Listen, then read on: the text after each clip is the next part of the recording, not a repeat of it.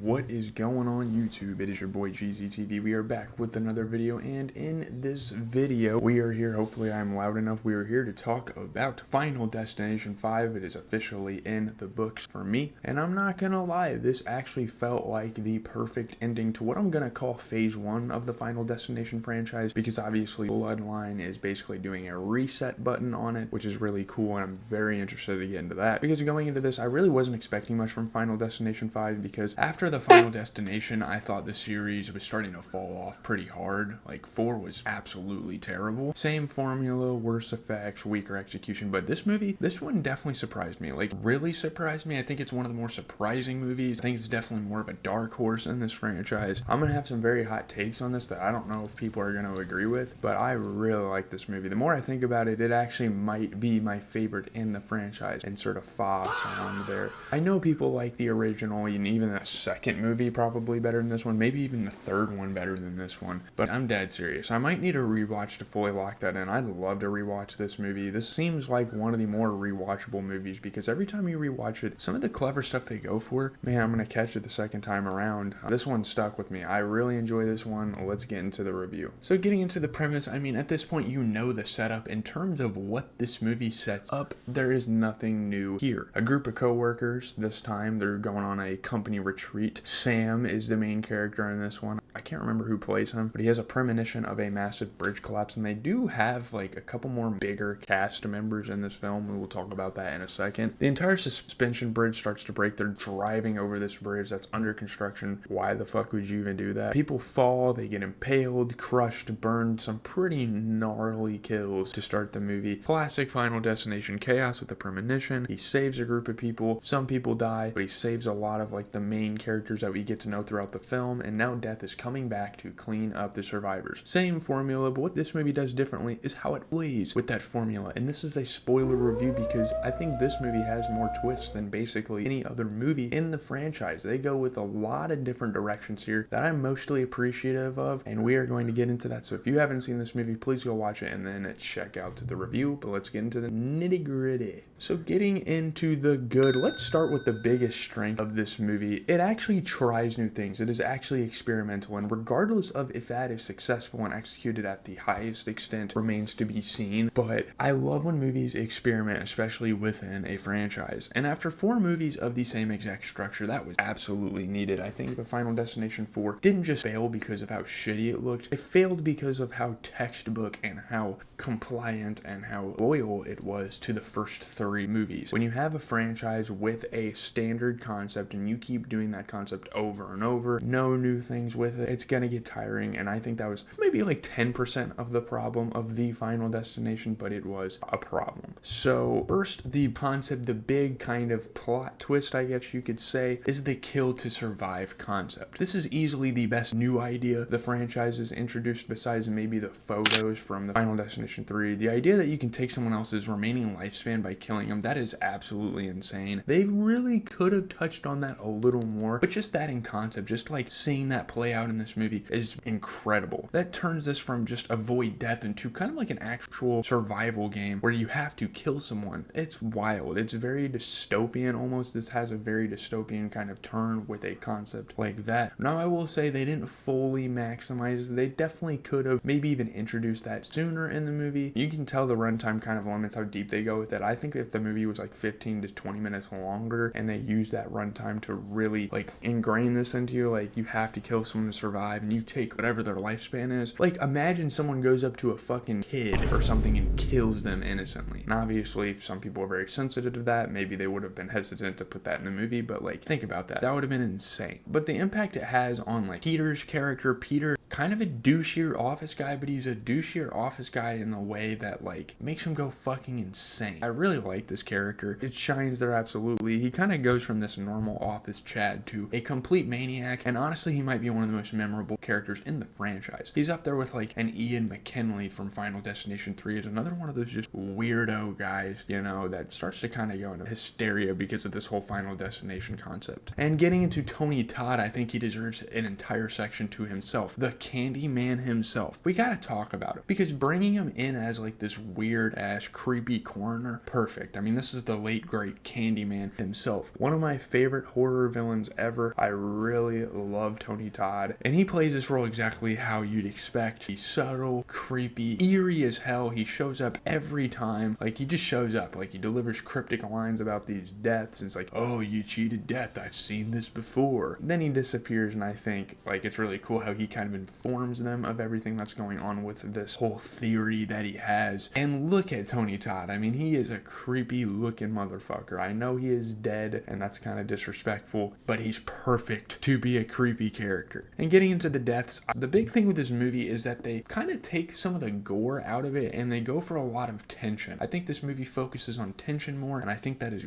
great. That's a really good move. The deaths in this movie are also a big step up, I think, from the previous ones. Maybe not 100% in concept, but just like what leads up to it. And it's not because the gore looks amazing, because honestly it still doesn't. Like, they still use very much CGI that they used in the fourth film, and they're obviously still going for like this 3D thing where they're putting it out in theaters in 3D, so like the gore obviously looks very vibrant, and that's not always great because the setups are just way more intense. And like, my favorite death 100% and one of the best kills in this entire franchise is the gymnastics scene. Now, at first I was kind of juggling with some other ones, but like, no question, this one is absolutely insane. The build-up alone is one of the best in the franchise. It's classic Final Destination. I mean, you have water dripping down, you have the screw coming out of the fan, and it lands, I mean, obviously unrealistic physically, physics-wise, but it lands perfectly on like the balance beam, and the girls are like dodging it as they're going through their routine. You see this bolt coming loose on the hanging bars, and like it all just like goes down, and you would think the bar would give out and she would die that way. Candace, that is, who dies in the scene. But no, this girl steps on the nail, she stumbles off of it, runs into like the powder cart that they used to like, you know, and like the powder goes in the air, Candace gets hit in the face, and then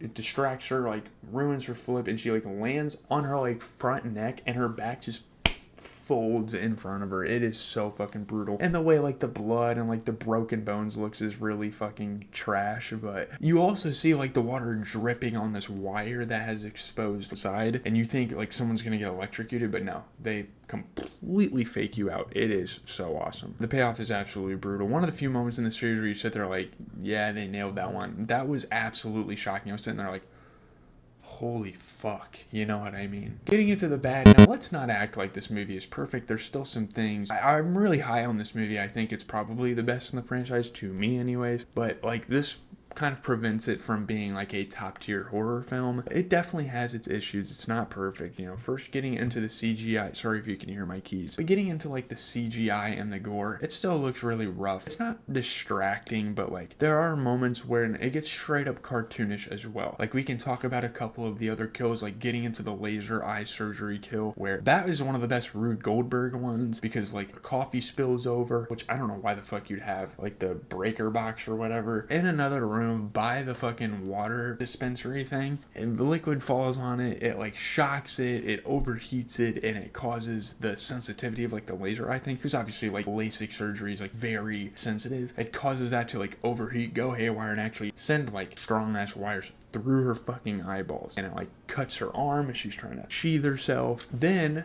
she doesn't die by getting burned to death by laser. She stumbles, she's distracted. She stumbles out of the window, out of the building, and lands on a car. And then her eye pops out of her head, rolls out on the road, and it gets run over. That looked ridiculous. That was just straight up goofy. The sound effect it made, like, what the hell? And even in the opening bridge scene, some of the visuals felt sloppy. Like, the way Peter's face looked, like it was cartoony. Like, they animated like a side of his face when he got impaled. The way the water looked, like, ugh. And just getting into the cast, I know I said there were some star-studded cast members, but outside of a few standout characters like Sam, Molly, Peter, and then Tony Todd's character, I think Dennis's character is played by someone that's pretty famous, but the cast isn't anything special. No one is really carrying the movie performance-wise. We can say this for all of the Final Destination movies. If we're being real, no one is gonna have an Oscar-worthy performance in a franchise like this. That's just the nature of it, but there you go, that's all I have for the bad. So getting getting into the okay, I think the one thing that they really didn't change is that the order of people's deaths in the premonition is the order of deaths in which death, which is basically being personified throughout this franchise, comes through, picks them out one by one. I feel like the fact that that's still a thing, I don't love that. I think they could have just made it random. I really wish that one of these movies, they would just make it random. Now, I know that's not really the MO of these movies, but like, I don't like how they're still sticking to that. That's one thing that's kind of stale. That's one thing that's getting kind of bland with this franchise. But I mean, the way they figure it out here, that part was actually handled well. There's a lot of uniqueness that kind of goes with it. Again, Tony Todd telling them, and them eventually figuring like, oh shit, he died, and then she died. By the way, Isaac, the character with like the massage parlor and like the acupuncture and him falling on the needles and then almost getting burnt and then getting hit with the Buddha statue. There's a lot of irony in that. There's a lot of comedy in that. I wanted to pull that one up as well. That's a pretty memorable death in this franchise. The detective angle is something new they also tried, which I was somewhat appreciative of it. Adding a detective was a nice touch. I don't know if they tried it new because I do believe the original film had that type of detective angle to it. To be honest, I really like the character. I like who cast it as him, and like I like how he gets shot in the end, a life for a life, you know. But this isn't fully explored. I think they could have went further, and I think like there is somewhat of a uniqueness to being like, hey, you know, all these things happen and you have this premonition, like, are you behind this? Like, no one ever really said that, at least the prior like 3 movies. I think that's a really cool thing. They just didn't fully get into it. The ending is what makes the movie for sure. We'll get into it, like the prequel kind of twist, the fact that Final Destination 5 is basically a prequel for the original. That's insane. That is absolutely insane that they decided to pull that off. That is something I never would have expected. The way they do it is perfect. I think it's really cool. I know it's kind of a controversial move they made in the franchise, and not everyone's going to be super akin to it or enjoy it, but it's so fucking cool. I did not expect it. Even when you see an airplane and you see them talking, like they're going to Paris, and I actually really like the relationship between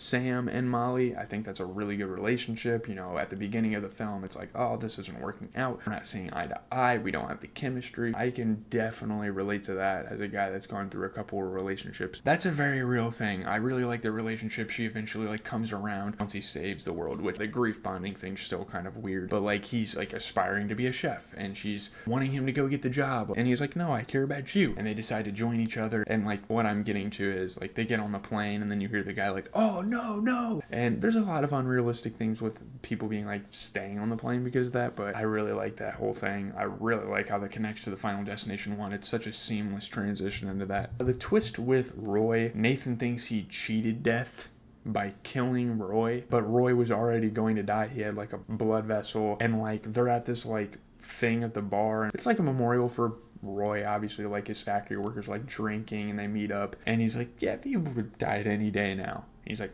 any day now? And Nathan gains nothing out of it. I think that's absolutely fucking genius. That is a really cool twist that they reveal very subtly towards the end, and the final kill, just getting into that, how that all connects. The landing gear from Flight 180 coming down and killing Nathan. What a crazy full circle thing. That ties everything together. That's not just an ending, that's the entire franchise looping back on itself. And there's so many things in this movie that are so cleverly done, and there are certain things I didn't even have the time to get into because I don't want to make this a 20 to 25 minute video. I want to make these concise. I know there's a lot to say about this film, especially because there's so many new routes it took, but let's get into the review. So getting into the review, this is a very unique movie in this franchise because the more I think about this movie, the more I like it. Because yeah, the CGI isn't great, the cast isn't overly amazing, although it is better than a lot of the films here, but everything else, this is probably the best executed Final Destination movie to me. I know that is a hot take, but it takes the formula and it actually evolves it. It gives you tension, it gives you new ideas, new kind of stipulations to this whole Final Destination concept, and it gives you an ending that completely recontextualizes everything as we kind of loop around through this franchise. And honestly, I might have walked into this thinking the original would always be number one, but now I don't know. This might be it. There is a close competition. I do think tentatively Final Destination 5 is my best. Then we're going to go with Final Destination, then Final Destination 3, then Final Destination 2, and then easily the worst one is the Final Destination. Honestly, like the rating I'm about to give this, it might even go higher on a rewatch. Easily one of the best in the franchise, possibly the best overall. I'm giving this an 8.5 out of 10. I know that is a very high rating, and I don't think I gave number reviews for the first 2 movies because since like early last year, I'm just starting to really edit my movie reviews and have this whole rating system and stuff. But 8.5 out of 10, I think that is a perfect rating for this. I think this movie is great. Again, the gore and all that stuff and the effects and how it's shot and just the quality of it might bring it down a little bit, but I think it's amazing. But anyways, with that being said, leave a like, comment, subscribe, do all that stuff. It's been GCTV. We are leading up to Final Destination Bloodlines, which is the 2025 film that we've been watching all of these prior films leading up to. So that is going to be a big moment once we get to that. Go check out the social medias, do all that stuff. Have a good rest of your day, night, whenever you are watching. Thank you guys. You keep me going, man. Boo.